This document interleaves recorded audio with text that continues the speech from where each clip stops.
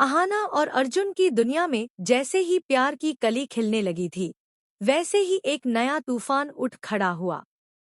अभी कल ही तो अहाना ने दुर्गा देवी के सख्त दिल में अपने लिए थोड़ी सी जगह बनाई थी।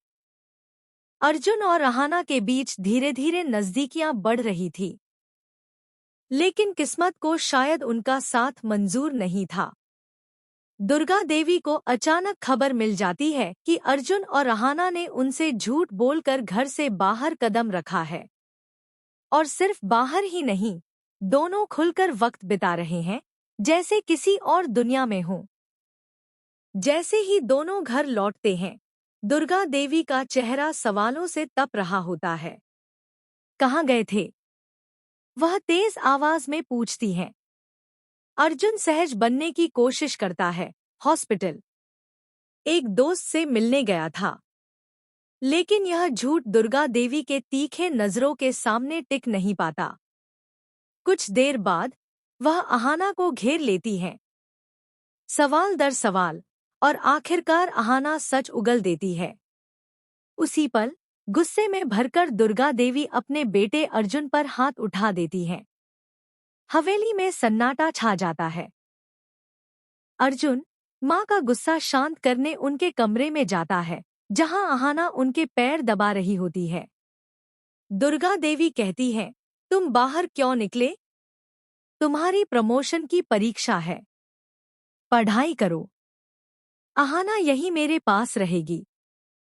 बाकी बहुएं भी बोल पड़ती हैं, हम भी आपके पास रह सकते हैं। लेकिन दुर्गा देवी ठंडी आवाज में काट देती हैं, ये मेरा कमरा है, मेरी मर्जी, कौन रहेगा? अर्जुन हिम्मत जुटाकर बोलता है, माँ, अहाना की माँ बीमार है। पुलिस के तमाशे के बाद उनका हाल बहुत बुरा है। बड़े पापा ने उन्हें घर से निकालने की धमकी दी है।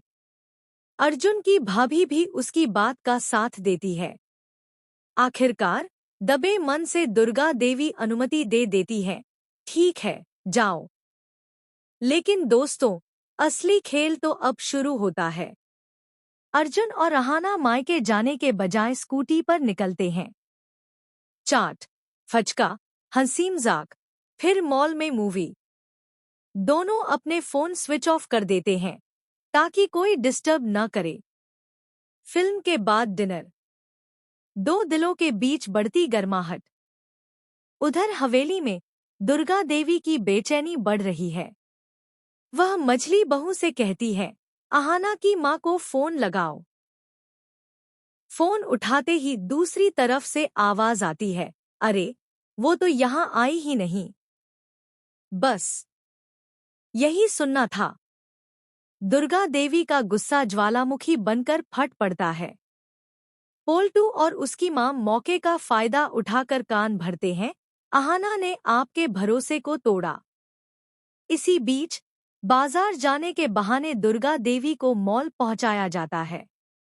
वहां उनकी नजर पड़ती है अर्जुन और अहाना पर, जो शॉपिंग कर रहे होते हैं, हंसते हुए, जैसे कुछ हुआ ही न हो।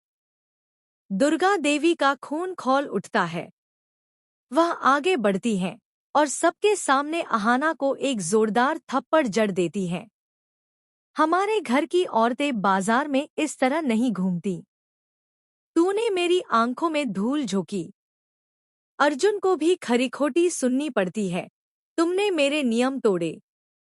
घर लौटकर अर्जुन के दिल में एक ही बात घूमती रहती है, इस हवेली में वह अहाना को खुश नहीं रख सकता। सबके सामने वह ऐलान कर देता है, मैं अहाना के साथ ये घर छोड़ रहा हूँ। दुर्गा देवी के होश उड़ जाते हैं। वह अपने गुस्से को दबाकर कहती है, अर्जुन, मैं गलत थी। अब से तुम्हारे और अहाना के बीच नहीं आऊंगी। लेकिन उनके मन में तो एक और योजना बन रही होती है, अहाना को हमेशा के लिए हवेली से बाहर करने की। अब सवाल यह है, क्या दुर्गा देवी की चाल कामयाब होगी? क्या अर्जुन अब